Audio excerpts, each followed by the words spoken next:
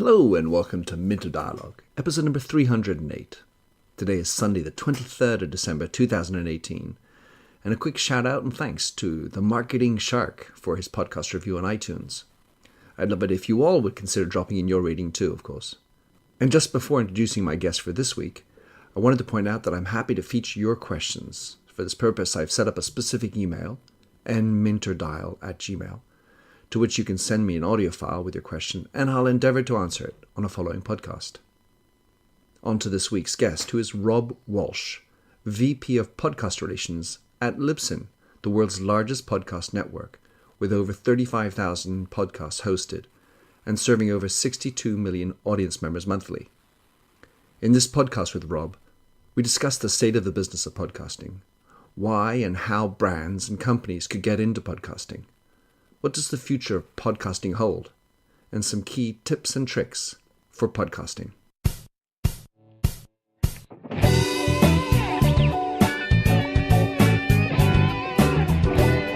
Welcome to the Minter Dialogue podcast, where we discuss branding and all things digital. I am Minter Dial, your host, and you'll find the show notes on my eponymous site, minterdial.com. Enjoy the show. Rob Walch, thank you for coming on to the Minter Dialogue. I got to hear about you when I was listening to my friend Adrian Swinscoe. He had you on the show, and that immediately made me jealous and said, I got to have you on my show. So Rob, thanks for coming on to the show. Tell us who you are and what you do at Libsyn. Well, first, thanks for having me on your show. And I am the VP of Podcaster Relations, which means my job is to talk to other podcasters such as yourself. So what I do is I work with other podcasters, help them get launched, help bring them over to Libsyn, answer questions, and then help connect them with monetization in some cases. And more often, what I do a lot is with business development, help launch different partnerships. Like we just launched with Pandora last month and Radio Public. So we are helping, I think my biggest job is helping podcasters get out to more places. It is part of our daily challenge. So how long have you been at Libsyn, and what made you come to them? I have been with Libsyn since 11 and a half years now, so since August of 2007. I started podcasting myself in 2004, which is when Libsyn started, and I knew of them, and I started using them in March of 2005. And 2 years later, I was promoting them so much, they came to me and said, would you like a job with us? And I said, absolutely. So that's how I came to them. I've been a customer since 2005. Exactly. So for those of us or listeners who are not podcasters, they're listening to you, but they may not be aware of what is Libsyn and what is that. So the whole ecosystem behind you. Libsyn is the largest of the podcast hosting companies as far as downloads go and media files go.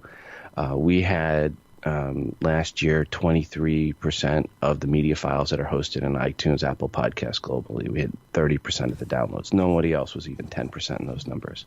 So a lot of people don't know who we are, but they know the podcasts that host with us. So they know the Joe Rogans and the Mark Marons and the Sam Harris and the Lore and a lot of the other big podcasters that host with us. They just don't realize they're on Libsyn. Exactly. It's some of the nuts and bolts for those of us who podcast. So tell us, you since you've been at Libsyn for so long now, I mean, that's over 11 years, you've seen a whole lot of change in the business. I'm thinking that Rob says, I picked the right horse in terms not only of Libsyn, but the media of podcasting. Tell us where you think the state of the union is in terms of podcasting. Well, yeah. A few years back, people asked me, 7, 8 years ago, what's the future of podcasting? And I was like, it's mobile. It's mobile, mobile, mobile. I was telling people that when the iPhone came out, I go, this is the future of podcasting. And that really is what it's come to be. The state of podcasting today is 85% of downloads are direct to mobile devices. Now, what's interesting is that is skewed heavily iOS. It's over 5-to-1 ratio, iOS to Android on those downloads. That means on a per handset basis, it's like 25 times more consumption on the typical iOS device than the typical Android device. So when you ask where the future is, there's only one place where growth is really possible in any significant manner, and that's on the Android side. It's going to remain mobile, but I think eventually we're going to see some Android pick up, and that ratio is going to drop down to maybe 2-to-1. I still think iOS will always be ahead of Android, just in the nature of how people use smartphones. They use iOS devices when they want more than a phone. A lot of people use Android devices just because they want a phone and that's it. But it's still too disparate. The ratio is just way off. Well, it must speak to the Android user that, says, I only want a phone, and presumably a large number of these Android users are in parts of the world that may not be as familiar with podcasting in general as well. I mean, let's say in other parts of the world where Android is more affordable than an iOS. Right, and there's still not a true native solution on Android. I mean, there's Google Podcasts, but that's native code. If you still want to get the Google Podcast app, you have to go into the Google Play Store, and you got to download the app, which is really just a wrapper or an icon that then enables the code. And that's not a native experience. So the experience right now for the end users on Android, when they buy a phone and they take it home and open it up for the first time, there's no native app in there for podcasting yet. There's not an icon that they can just click without having to go and know to download something. And I think that's a big issue. Hopefully Google will address that in the near future. Maybe some of the handset manufacturers will address that. But that's something that needs to be taken care of. Once there's an icon that's native on Android, I think that will help narrow the gap. I've been following over the last years, every 3 years I do what I call a State of the Union. And I attempt in my best ability to get a macro feeling for the number of podcasts, those that are active, by countries and languages and so on. And it strikes me that there's been something of a plateau on the overall number of podcasts. That's what I understand, or just over 500,000, and only a couple 100,000 that are active. Well, yeah. Okay, so Apple, the plateau really is just Apple doesn't update the number all that often. The latest number from scraping the APIs and everything is like 610,000 podcasts. And yeah, only a couple 100,000 of that 600,000 have released a new episode in the last year. So the number of active podcasts is in the couple 100,000 range. Especially when you bring it down to the number that have released in the last 90 days, then it's well under 200,000 that are actively podcasting. Right. So then, at some level, that's an issue of supply, whereas there's going to be a lot more listening demand if you listen to about the Android guys. Where do you see the bottleneck, and how is there an issue of saturation that's sort of kept the number of podcasts active, especially in the last 90 days, going higher? I mean, people have said, people try to say, oh, there's too many podcasts. Even at 200,000 or even at 600,000, that's a tiny number when you compare it to the 600 million blogs that are out there. And when you consider there's more time in the day to consume audio than there is to watch a video or read a blog. So we're nowhere near saturation point. There's been a lot of podcasts that have come in recently from a couple of free services, but those podcasts have astronomically high mortality rate because the barrier of entry was so low that they come in, hi, is this microphone working? Hello, click, tapping on the microphone. Is this working? Mm-hmm. And I'm a podcaster, and then they go away and they do 2 episodes. And, the first one is this is working. The second one is, hey, Mom, I'm a podcaster, and then there's no third one. So it's not a bad thing that there's a barrier to entry to podcasting, because when there's not, you get a lot of what you got in the blog world. Yeah, a lot of the 600 million is just total crap, where the average number of blog subscribers is like 3. So, there's one service out there, free service for podcasting. The median number of downloads is 0. Mm-hmm. It's 0. It's the median number of downloads. It's like, wow, okay, it's 0. Because over half the shows don't get any plays. So over these years, with all there's been obviously considerable movement in podcasting, considering the amount of uptake there's been, especially in the West, but I mean obviously also in the East. What have you seen in terms of trends as to the supply? What on or the types of podcasts that are coming out that are more successful, and things I'm thinking about are also the length, the type, the themes that are around. Okay, first thing we should talk about is the length, because there's a lot of misconceptions about what's the right length for a podcast. And the simple answer is there is no right length. But the worst answer is 22 minutes, or somebody says something like less than half an hour, because that's just based on nothing. It's based on some folks that came from radio that tried to impose those numbers over on podcasting. When you actually look in the podcasting world, and we did this, and we looked on Libsyn, and we saw the shows getting 100,000 downloads per episode. And what we found, 84% of those shows with 100,000 downloads per episode were 51 minutes or longer. And less than 10% were 30 minutes or shorter. More than that were 2 hours or longer. So there was more shows that were 2 hours and longer than there were that were 30 minutes or less in the most popular shows. And that's where people are voting. That's where the listeners are voting.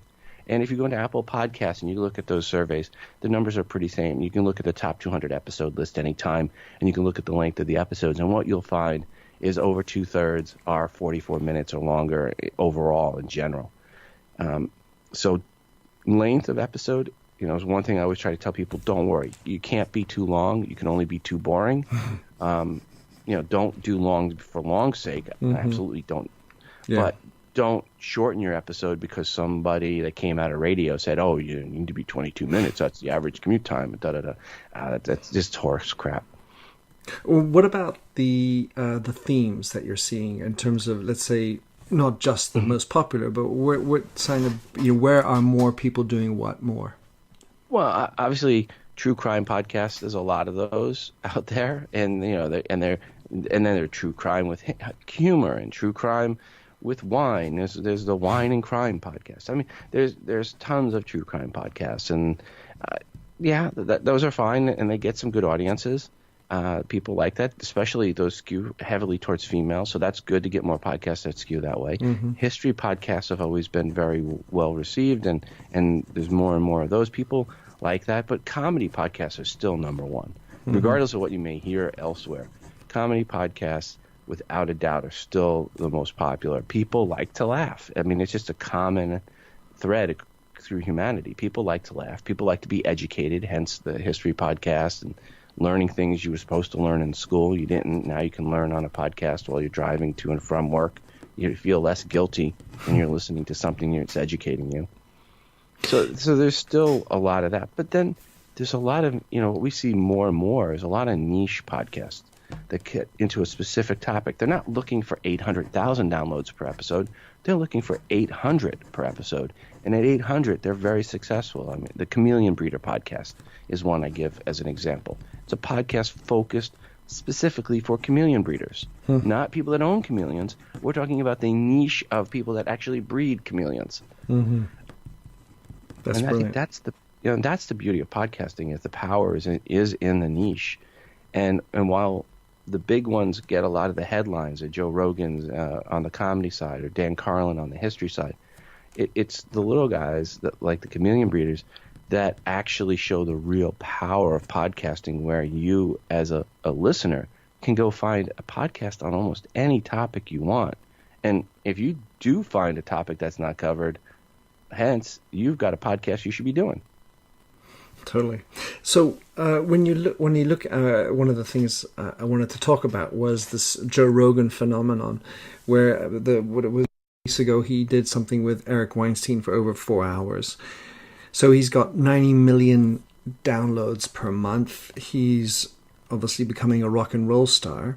I'm not sure if I would characterize him as comedy, especially when you listen to him speaking to Weinstein, where we're talking astrophysics and the sex life of hyenas, but what do you? His is a comedy. He'll tell you it's a comedy podcast. I know. But it's an intellectual comedy podcast. I mean, you can have it both ways, but more than anything else, it's an entertainment show. Yeah. All right. But he considers it comedy. It's in the comedy section. One of the things I particularly appreciate about his and a few of the others is the fact that he has immediate fact checking.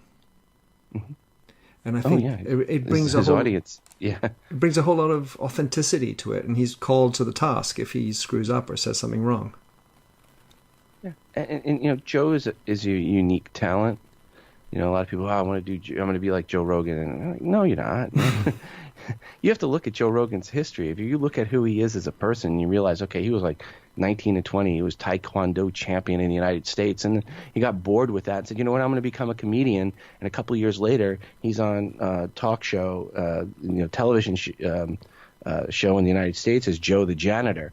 And then later on in Fear Factor. You know, he is an incredible talent and a true Renaissance man. And there's not many people in the world that have Joe's level of talent.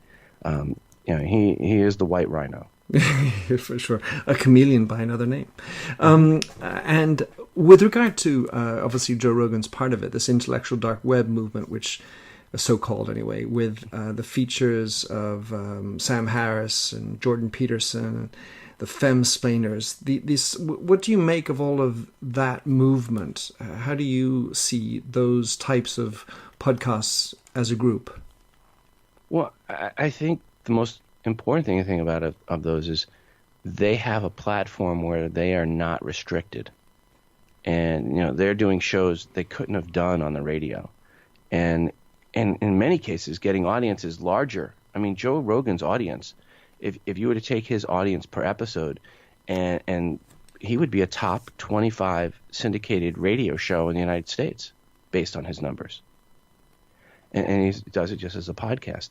Sam Harris would be pretty close right behind. Sam's numbers are really, really good. And they are free to do what they want. In Sam's case, he doesn't even take advertising. If you listen to his show, you'll hear that, he's like, I'm going to make this, sponsor driven. And he won't take ads. He could make a lot of money if he wanted, but he doesn't want to gummy up the works with advertising. He just wants to go and do his show. And a lot of these other guys in that cabal of whatever you want to call them, and they cross promote each other and they're on each other's shows. They have a huge audience and very influential. When they ask their audience to do something, they do it, and they have a lot of influence out there. If you're a politician in the United States and you want to run for public office, you really need to get to know these guys. That's exactly right. I think the same thing for mass media. They need to be an understanding of that movement and the why that's working, and the Rogans and Harrises are getting such an audience, as opposed to the, let's call it, the issue that media has, especially in the United States, but elsewhere as well. And they're all good. I mean, they're all very talented folks. And I like Sam Harris's podcast. I listen to it as well. And what do you want to call Sam's podcast? Do you want to call it a political podcast? Do you want to call it a new wave psychology podcast? I think it's under psychology, if I'm not mistaken, in iTunes. Mm-hmm. Well, he's a neuroscientist, right? So right. I think I like to call him making sense of the world. Mm-hmm. That's my thing, and I love his meditation as well. So if you look at them, and the way media has been trying to get into podcasting, let's call it mass media, whether it's NPR, BBC, or American ABC, and so on. How do you evaluate them, and what kind of a job do you think they're doing? What if you had them on the line right now? What would you tell them to do better? Well, I think a lot of them, the biggest mistake they do is they just repurpose what they have. And that's okay if they want to do that and they want to repurpose it. But they miss out on the opportunity of creating something original that wouldn't fit on the radio and taking chances. So I always, when I do talk to radio folks, I say, take a chance. Do something that's outside your comfort zone that you wouldn't normally put on the radio. Use podcasting as your testing zone. Test out a new format, a new show, a new topic, and see if it gets legs. If it does, then you can put it on the air. And if it doesn't, you don't. So what I say when I actually do talk to radio stations is, you have a morning DJ, and he likes talking about woodworking all the time. Let him do a podcast on woodworking, and maybe he'll stop talking about it on the air so much, and see what kind of audience he gets from it. You have these talented individuals, radio personalities. They know how to communicate very well. Free them up from the corporate binds of what they're allowed to talk about, and let them talk about what they want to talk about. And you'll be surprised what you hear. and what you get. Now, some of them will let you down. Some of them are just a really good voice, but have no ideas. But most of them will actually do a good job, and they've got the voice, and they'll have some good ideas, and they'll be able to combine that and grow a unique audience that never would have happened if radio didn't, played by the normal rules. Don't put anything that might be semi-controversial or is only too niche. Don't put anything niche. Want it to be broadcast. Podcasting is the opposite of broadcasting. Makes me think of two things. The the Southwest Airlines, which encourages their flight attendants to sing and rap. And most of the airlines are sort of still hamstrung with these ideas of regulations and making sure everyone puts down their newspaper to buckle their seatbelt. And yet on the other side, they're rapping the song, which may not be quite as easy to understand, but it sure as heck gets a lot more engagement. Yeah, and they're funny, and they tell jokes. I fly Southwest, and they try to have a little bit of fun, put you at ease. I mean, you're in a metal tube flying through the air at 500 plus miles per hour, and if you really think about it, you go, why am I in this thing? Why am I doing this? And you have no control. So they're just trying to make you feel a little better. Yeah, and then the second point is that your point is really well taken. It's this notion of treating your employees like adults. And to the extent that you're a mass media and you've recruited journalists who went to journalism school and they're frustrated because of other things, well, give them this chance. And the worst thing that can happen is you can have 0 downloads because it's just another, graveyard. Yeah, I mean, radio, one of the things they really have to watch out for is newspapers. Newspapers have journalists. They have a way to promote their content. And they're starting, a lot of these newspapers are starting to get into podcasting and releasing some really good podcasts. So, you've got radio, they've got a lot of competition. It's not just the indie podcasters. It's also the newspapers. And newspapers are desperate for do anything to try to drum up interest. You mentioned before this notion of Sam Harris not having advertising, and I think that the issue of business model of podcasting remains a challenge because, let's say for the vast majority at the beginning anyway, it was all about free, just like blogging. Then little by little advertising came in, influencers became influential, could garner contracts with their audience. As a media, what do you think of the challenges and the good ideas about monetizing your podcast?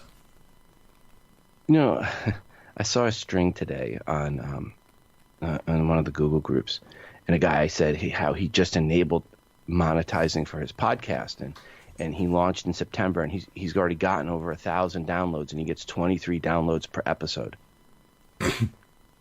and he turned on monetizing, and I'm just like, oh my! It's not even putting the cart before the horse. There is no cart for 23 downloads.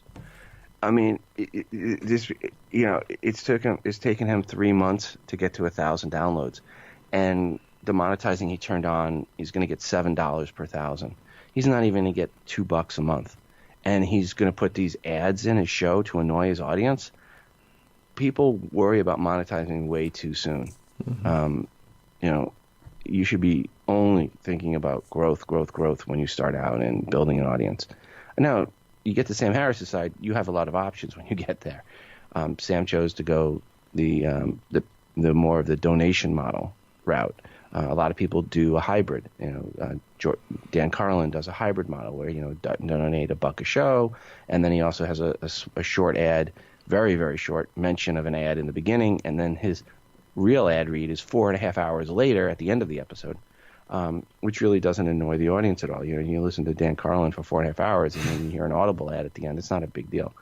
And a lot of times he's recommending a book that you can go and follow up on the subject you just listened to for 4.5 hours. So it's actually more of a service than an ad. But the point is, work on growing an audience.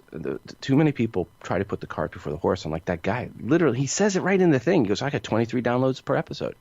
And he was proud of that, saying he turned on monetizing. And I'm thinking, wow, you just don't get it. And he's, what? You know where he's going to be 6 months from now? 21 downloads per episode. Of course, because he's pissed off at least 10%. Yeah. 10% of 23 is Right. not a big audience. No, that's exactly right. And as far as podcasters who are out there, whether they're brands or individuals, what do you think of as the best tips for them to get cranking? Actually, just get cranking. I mean, the best tip is just start creating content, get it out, do it. And then I think the next thing is, once you start it, engage with your listeners. I think too many brands and big media companies don't actually engage with the listeners. They come from a standoffish point of view, and they need to change that. They need to have, you should have a call-in number. You should have an email address where people can email you questions. If you can engage your audience, make them part of your show, you will get a loyal audience, and you will get advocates. And they will be out there, or maybe acolytes is a better word. They're going to be out there promoting your show if they get on your show. And that is probably one of the things I see big media and brands do the worst at, which is engaging their audience, not really understanding this medium. And this medium is, people are in control of it. Right? They can pause it, stop it, start it when they want. So they feel they're more in control of it, and they have a more personal feel and personal connection with the host.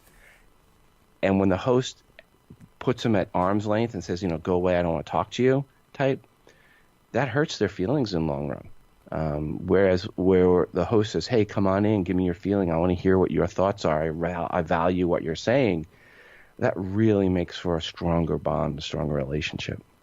One of the things that I've noticed, and maybe this is something I'm going to have to improve on, is that I kind of had people coming to comment on my show notes in my website, but that is just basically frittered away to nothing, so that the conversation is happening elsewhere, and I need to get away from just thinking that people are going to comment. That's sort of, or like on YouTube, I put up my show on YouTube as well.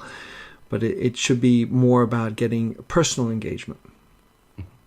Yeah, I mean, the beginning of the show, middle of the show, end of the show, you should be giving out a call-in number, an email address, letting people know just how directly can communicate with you. A lot of podcasters used to have Google Plus communities. Those are gone now, yep. Right? But have a Facebook community, have a place for your fans to get together and talk. If your show gets to, a few hundred people or more, it's a good idea to have that. But don't expect a lot of interaction at your website. I try to explain to people, if less than 5% of your audience is going to consume your show on average at your website. And the larger the show, the smaller that percentage. When you look at someone like a Dan Carlin, he's getting 0.001% or something like that even comes to his website. So don't overvalue your website if your podcast is the primary item. I mean, if your website, you should have a website, don't get me wrong. And the website should be there if podcasting is primary, not there to promote your website. But if your podcast is your primary goal, the website should just be there to support the podcast, a place for people to go and look at show notes and click on links. But a lot of that they can do already in the app and the aggregator apps on their mobile device, where they're actually consuming it. And remember, it is a mobile world. You got to think mobile. Make sure your website is 100% mobile friendly. So if I appreciate that advice, Rob. That's really cool. Your podcast, you're a business, and you think that podcasting could be an alternative way to get my word out there. What are the challenges that brands are facing with the ones of your company, and what kind of advice would you give them? I mean, obviously you said go out and get it, but how should they go about strategically making their podcast, and then what are the challenges that they face about getting it out? I work, for disclosure, one of my personal clients is eBay, so I help eBay with the Selling on eBay podcast. Trader Joe's hosts with us, John Deere hosts with us. So those are 3 really big brands, and they all have podcasts. So you have channels as a brand that you can promote your podcast. Trader Joe's, for example, literally had people writing on the chalkboards inside Trader Joe's saying, listen to our podcast, when they launched.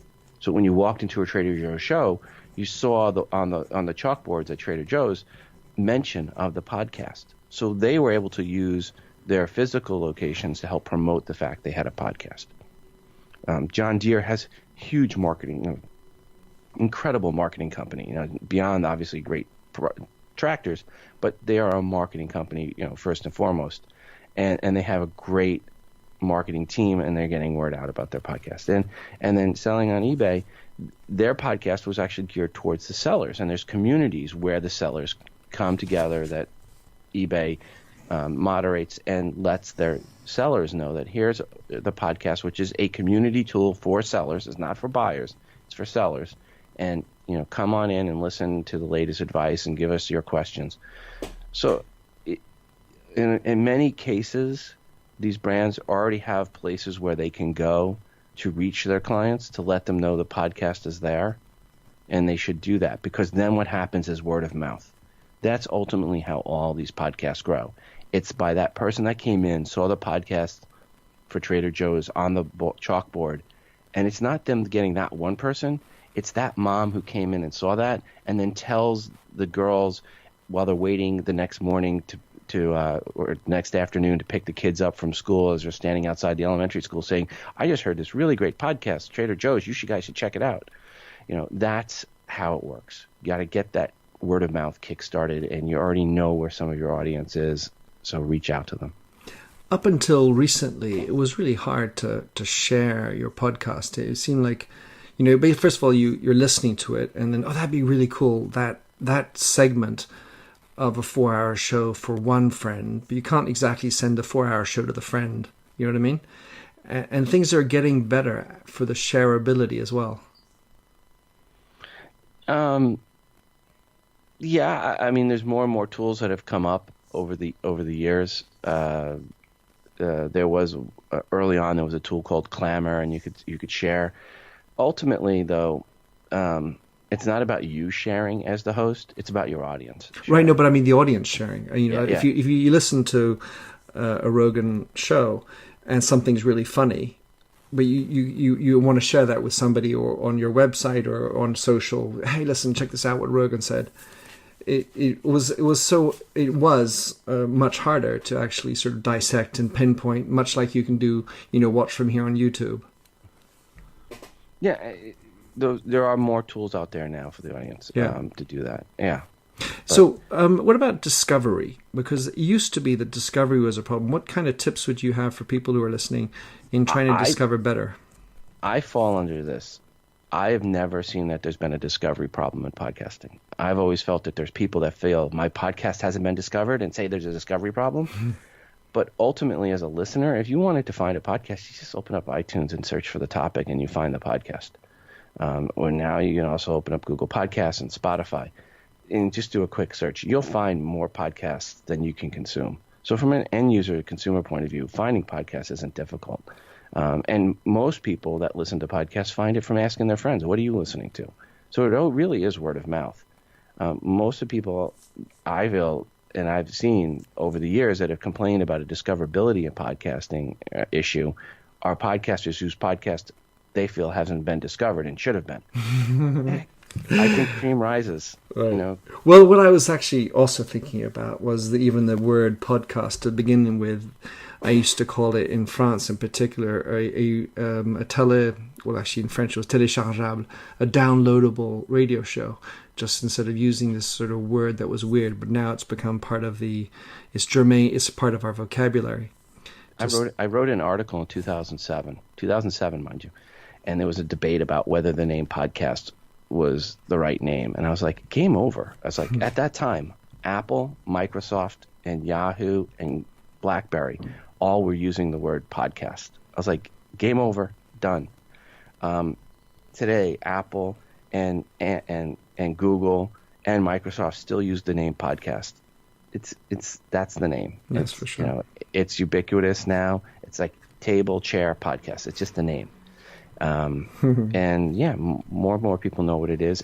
And I think the best thing about podcasting that's happened in the last couple of years is that they're not just Apple Podcasts now. You've got Spotify.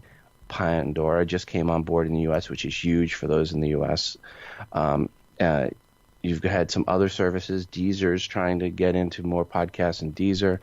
But the point is, it's not just Apple Podcasts, and Google's now has a Google Podcast.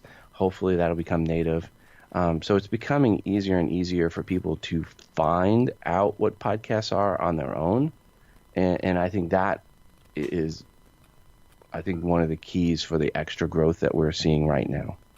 So last question, Rob, outside of your clients, because that's one kind of podcast, but what is Rob Walch's favorite podcast, or the one you go to the most, or at least, maybe one you want to call out? Well, no, I've got three. I've got three podcasts that are my core ones that I go to: Hardcore History with Dan Carlin, Revolutions with Mike Duncan, and then Mac OS Ken with Ken Ray. And those are my three. I love there's a lot of the podcasts I listen to. I listen to Sam Harris, I listen to Joe Rogan, but those are my three that, float to the top of mine, because I love history podcasts, and I go and listen to other history podcasts, the History Network, Angus, I love his stuff, and Ben Franklin's World with Liz. So there's a lot of other good history podcasts.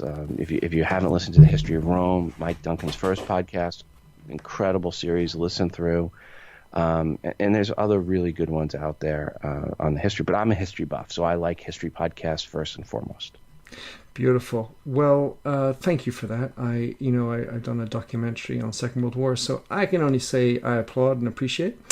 So how can anyone track you down, Rob? Follow what you're writing about?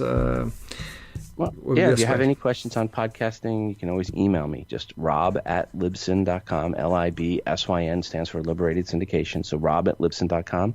And then we also have a podcast that me and Elsie Escobar do called The Feed. So if you search for The Feed Libsyn in iTunes or Spotify or Pandora or anywhere, if you search for The Feed anywhere you listen to audio, you will find our podcast. Fabulousness. Well, it wasn't 51 minutes, Rob, but hopefully it was packed with good information for the listeners. Thanks for coming on the show, and I'll be keeping in touch. All right. Have a great day. Thanks for having listened to this recording of the Minter Dialogue Show. You'll find the show notes and other blog posts on minterdial.com. If you enjoyed the show, please like the handy Facebook button, or better yet, head over to iTunes to give a rating and review. But first, relax to Josh Sachs's Finger Paint. Oh, fill me with all your colors, any different way to rid me of the gray, and heal me with all your imperfections that you mentioned